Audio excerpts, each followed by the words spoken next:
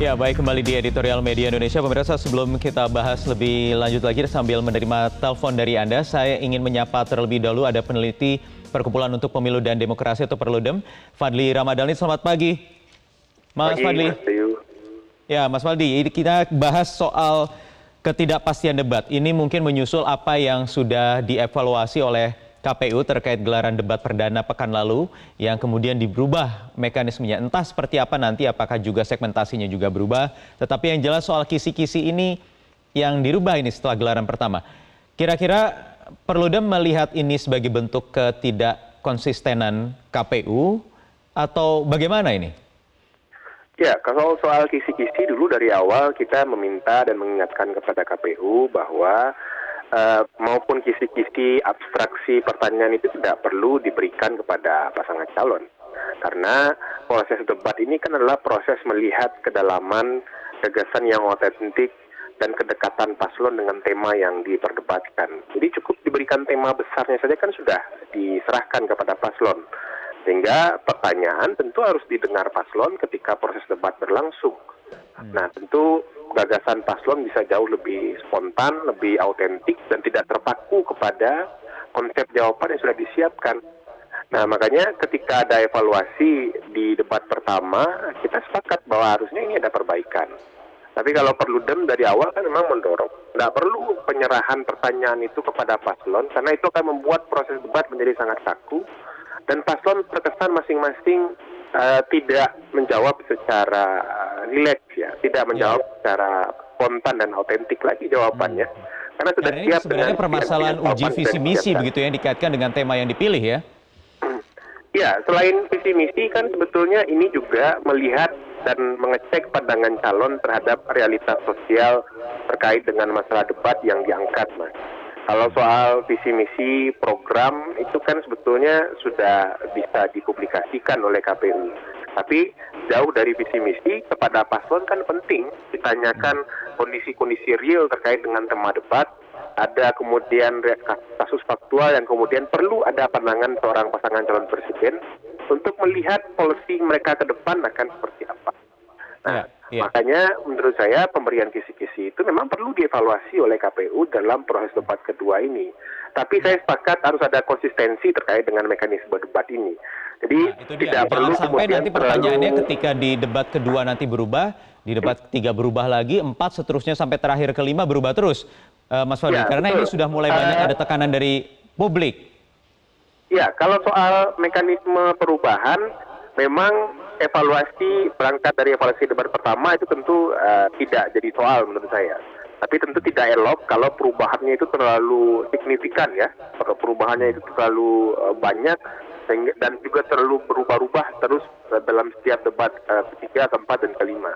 Tapi kalau evaluasi minor yang dilakukan oleh KPU untuk proses debat yang jauh lebih baik, sehingga pasangan calon presiden bisa lebih rileks, bisa lebih fokus untuk menyampaikan gagasannya ketika ditanya dalam sebuah pertanyaan yang disiapkan oleh panelis, itu menjadi sangat baik saja menurut saya.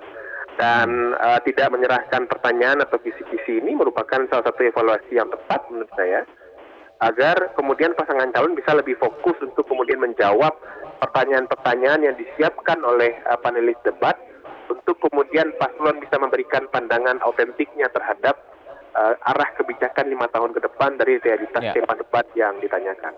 Ya, dan yang jelas terutama ini soal integritas KPU juga yang harus berdiri teguh sendiri karena ini lembaga independen dan tidak boleh goyah akan tekanan dari pihak manapun, baik dari paslon A, paslon B, dan juga tekanan dari publik. Begitu tidak seharusnya? Saya setuju bahwa KPU adalah lembaga yang mandiri, lembaga yang independen dalam proses penyelenggaraan pemilu.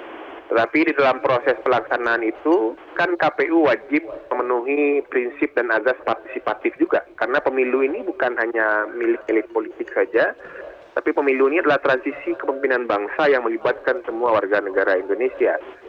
Dan prinsip partisipatif itu tentu harus mendengarkan masukan dari banyak pihak. Nah, kalau masukan itu baik, memberikan dampak perbaikan terhadap proses debat, karena ini adalah konteksnya debat ya, sebagai salah satu metode kampanye, itu tentu hal yang baik saja. Tapi KPU memang harus keluar dengan gagasan dan mekanisme debat yang firm, Mas Wahyu, agar kemudian tidak lagi terkesan goyang dengan sistem atau mekanisme debat yang mereka siapkan seperti debat yang pertama lalu. Ya, oke. Jadi sekali lagi harus diingatkan kepada publik juga bahwa ini merupakan debat, ini merupakan sarana kampanye sehingga ada gagasan-gagasan yang harusnya bisa keluar dalam debat itu supaya juga ya, baik. Oke, baik pemirsa.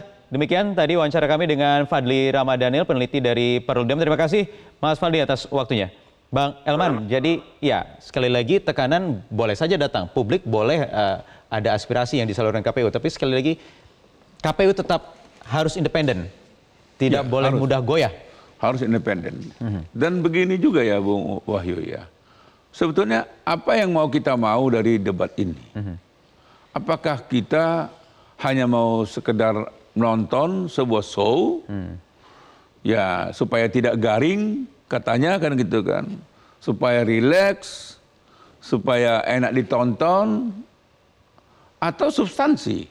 Nah, tadi kan Bung Fadly kan bilang yang akan kita harapkan adalah kedalaman sebuah gagasan kan gitu, kedalaman sebuah pemikiran kan begitu kan. Nah, kalau berbicara tentang kedalaman kan tidak mungkin seorang paslon bisa menjawab dalam ketika misalnya tiba-tiba di luar konteks. Di luar konteks misalnya kan. Dan dia nanti akan membawa kita ini hanyut. Retorika kan. Wah bagus. Tapi semua retorika. Tapi ketika pertanyaan itu atau kisi-kisi itu sudah dibuka, yang kita lihat nanti adalah seberapa jauh kita bisa percaya terhadap gagasan, terhadap pemikiran paslon ini. Saya dari awal tadi saya bilang, soal korupsi misalnya. Kita ingin tahu kedua paslon ini, visi dia tuh, pemikiran dia, gagasan dia bagaimana memberantas korupsi. Apakah korupsi ini paslon A bisa nggak memberantas? Tapi ketika misalnya korupsi aja dia bisa maafkan, bagaimana kita bisa mempercayai paslon ini untuk memberantas korupsi? Dia bisa memaafkan ketika korupsi itu dalam skala kecil. Kan begitu kan? Ya kalau yang kecil, yang besar, nah, itu yang saya mau katakan. Ini di luar walaupun sudah diakomodir oleh undang-undang begitu ya, bisa.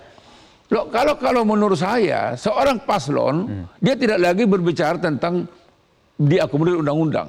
Kalau dia konsisten memberantas korupsi. Karena prinsip ini ya. Itu prinsip, maka sekecil apapun, apakah dia sudah mantan koruptor, tapi dia sudah pernah terpidana, menurut saya orang ini tidak boleh lagi diberi kesempatan untuk dipercaya duduk di lembaga-lembaga kenegaraan. Ya, ini prinsip etika dan moral iya berlaku tapi atas undang-undang. Ketika paslon mengatakan, ketika paslon itu bilang, wah itu kan kecil. Nah, bagaimana kita bisa memberantas yang besar kalau yang kecil juga kita maafkan.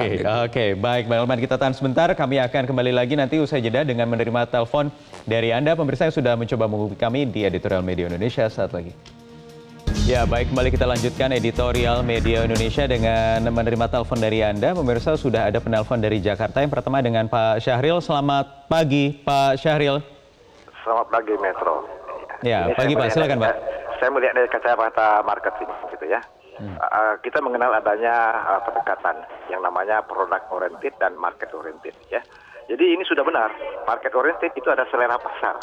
Kalau product oriented itu apa yang kita buat, kita menyatakan bahwa itu laku terjual. Ternyata sekarang product oriented tidak. Jadi kita akan beralih kepada market oriented, selera pasar. Apa yang diinginkan oleh pasar? Apa yang diinginkan oleh masyarakat sekarang ini? Itu produk harus mengikuti keinginan pasar itu dengan tidak menyimpang daripada ketentuan yang prinsipal ya.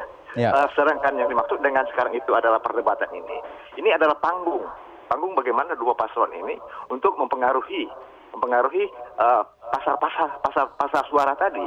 Mereka tidak memperhatikan apakah itu benar atau salah, apakah itu tepat atau tidak jawabannya, tetapi mereka menyampaikan program mereka. Apa program mereka itu sejalan dengan pertanyaan, mereka tidak peduli.